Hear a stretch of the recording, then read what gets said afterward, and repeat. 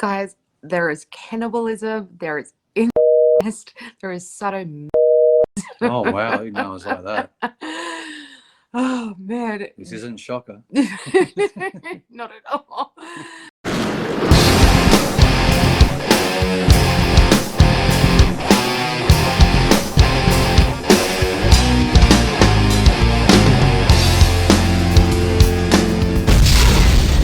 It may shock you. It might even horrify you. Horror enthusiast, horror expert. So, full disclosure, I've never seen this film. Well, this one's an exciting one for me because it's a Wes Craven film, and Wes Craven. Oh, Wes Craven, really? Yeah. Wow. Okay, cool. We will get into Wes Craven a lot more on this channel because he is the ultimate king of horror. No, I did not say John Carpenter. I said Wes the mother effing Stan, king of horror, Craven. Just quickly, I'm aware of Freddy, obviously, right? Obviously. But did he do Shocker? Yes. I love Shocker. So I love that underrated. film. I mean, such a, like, Heather Langenkamp did a cameo in that. Wes Craven's two children did a cameo in that. I'm aware of that film only because Megadeth did the, I think it was Megadeth, did the song, the main song for the soundtrack. Shocker. Yeah. And it had, we won't get into that, but we'll talk about. We went off on Shocker another tangent. We'll Back talk to about Shocker at another time. a Wes Craven One of film my that favorites. I wasn't aware of. Anyway, we're talking about People Under the Stairs, which is one of my absolute favorites of all time. I've been watching it since I was a young teenager. I will continue to watch it. I finally found it on DVD for like $2, which was great. No, definitely check this one out now. Cool. So, again, it was directed by Wes Craven in 1991, and it is beloved, obviously, by us Cravenites. It has a cultish following. It's just balls to the wall. Fucking crazy. Sorry for the edit. Yeah, go ahead and make more work for me. Yeah. It's all good. There's going to be a few fucks coming. So, no fucks given. So, like Craven did with a lot of these things, this is pretty interesting, is he decided to make this movie after seeing a news article where some people broke into a house and inadvertently led the police to finding these people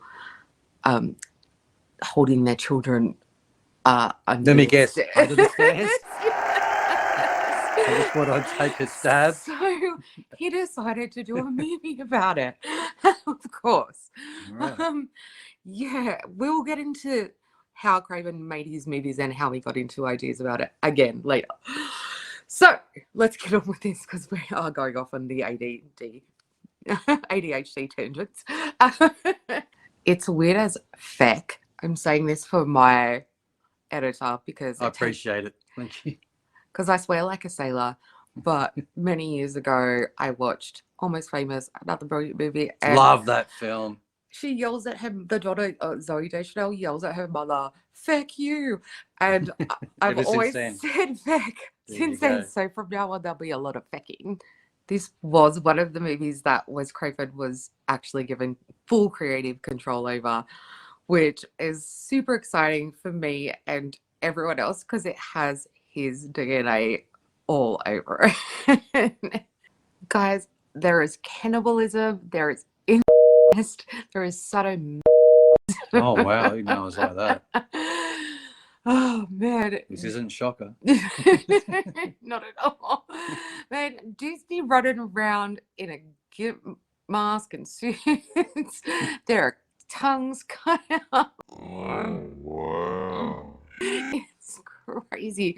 Jump on this ride, I'm telling you. It's another Terrifier moment in the annals of It's horror film, perhaps? Or is it more schlocky? Or no, it's way more corny and schlocky. Oh, okay, cool. But I mean, it has some good messages in it, which is cool. It's one of Ving Rhames' first performances. Wow. Yeah, I think he'd done a few things before that, but nothing too big. Let's talk about a couple of the others in the cast. First of all, I want to talk about Four, played by Brandon Adams. He's the young protagonist, I would say, and he's amazing in this film. Such a cool little actor. I'd love to know what he's doing now, actually. And we have Alice, played by AJ Langer, who is one of the prisoners kept inside of the house that the main characters pretend are their daughter and dress her up as a baby doll, and is not treated well throughout. I'm assuming not a cute Cabbage Patch Kid from back in the day. Remember Cabbage Patch dolls? I remember Cabbage Patch dolls. I had 3 Cabbage Patch dolls. Okay, my sister had them as well. Yeah. I want Jerome back. You could adopt them, remember? Yes. They were all adopted. Yeah. I want my Care Bears back too. Okay. Oh, My Little Pony as well. She was into My Little Pony as well. Strawberry Shortcake. Oh, God. Yeah, there we go. Let's do a horror 80s throwback film that has all these characters coming to life in under someone's stairs, maybe. Anyway, that's not funny. So, at all. Do not kidnap children, people. I want to talk quickly about a couple of the people under the stairs. So we have Roach, who is just so sweet and is trying to help Paul all the way throughout this movie. Unfortunately, he may come to a bad end. I'm not sure. Check it out.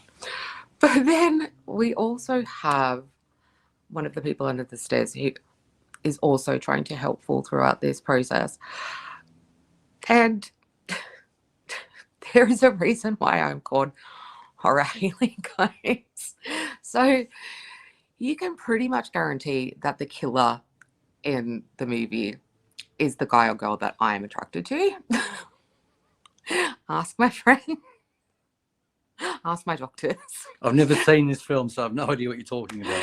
Anyway, this guy is actually a good guy, but he's one of the people under the stairs. He's quite deformed, but I've always thought that he was super hot and sexy. You guys will know who I'm talking about. Right. He helps Fall to the end, and would you say what's his name from the Goonies? That sort of sexy. What was his name from the Goonies? You know the guy I'm talking about, like with the ears and the bald head. That sort of sexy, or leave Sloth alone. yeah, Sloth. Are we talking Sloth deformed sexy, or like? Because I'm trying to gauge your. I love Sloth. Like he's beautiful, everyone loves Sloth, but Sloth's not sexy. Okay, so there is a and limit. He's not a killer. There is a limit. All right, cool. Anyway, this guy is like, he's just lovely and beautiful. All of the people under the stairs are lovely, and this guy's just really, really hot in this weird Horror Hailey mind. So I'm just going to finish up now with, of course, Mummy and Daddy. Yes, that's their names throughout the entire Oh, okay. movie. That is what they are referred to. Another shout out to Mum and Dad. Okay, cool. Hi, Mum. She doesn't live under the stairs, by the way, so let's not confuse reality with film. Put me. She lives above the stairs, upstairs in the bedroom. I actually do have a closet under the stairs. I'm looking at it right now, actually. This is behind my television. You're freaking me out. You guys don't know what Horror Hailey keeps in her cupboard. You have such empathy and endearment to these people on the stairs. I'm looking at it. And Gimps. Her doorway under the stairs, so yeah. Daddy has a penchant for gimping about. Too much information. No, my dad. Oh, you mean the film? See how easily I get confused? Okay, back to the film. Oh, dear. Okay, so, Mummy and Daddy, I just want to quickly say... It just sounds weird. The mother and the father of the film. I feel like their acting in this is so over the top and crazy, and you would think that they're just really bad actors. But I think it was just the choices they made, because they actually are in Twin Peaks. Let's quickly give a kudos to David Lynch, who is one of my all-time favorite directors and is the only person I think on the planet who's ever actually really scared me and does not get enough kudos. They star in his show Twin Peaks as husband and wife, so it gets weirder for me anyway. So as Ed and Nadine in Twin Peaks, they are much better actors, believe you me. I just wanted to shout out David Lynch there, so got it in there.